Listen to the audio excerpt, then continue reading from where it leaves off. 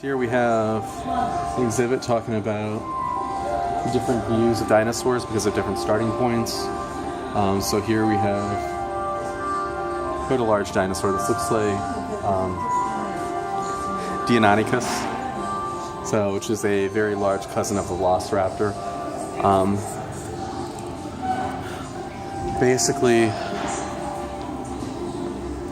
So here we have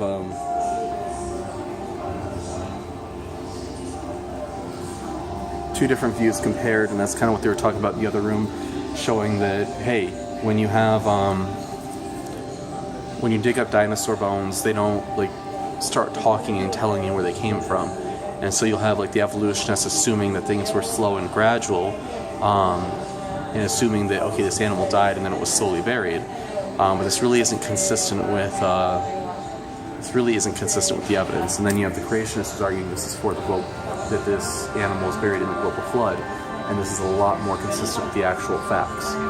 So they'll talk about you have different starting assumptions, and then the evidence is interpreted through those assumptions.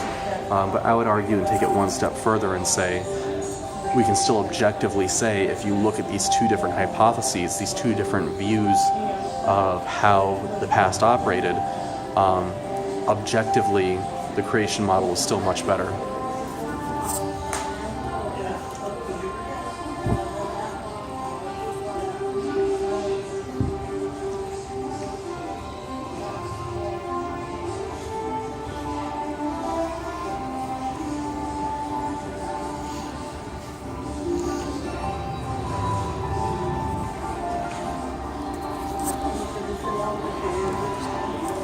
So it's basically explaining it's not that you have evidence for creation and evidence for evolution.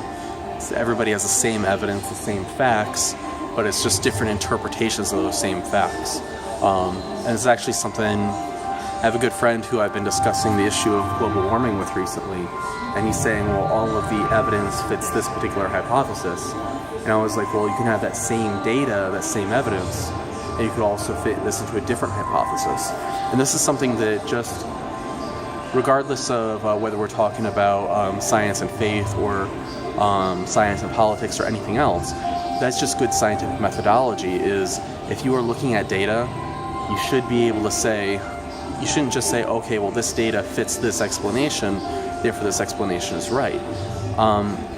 You should be able to look at that same data and say, well, let me try to think of 2 or 3 different interpretations at least of the same data, and then try to narrow things down, do more experiments, collect more data, and try to rule out different possibilities. That way you can approach a much better degree of certainty, instead of just saying, oh, well, this evidence fits this view, therefore this view must be right.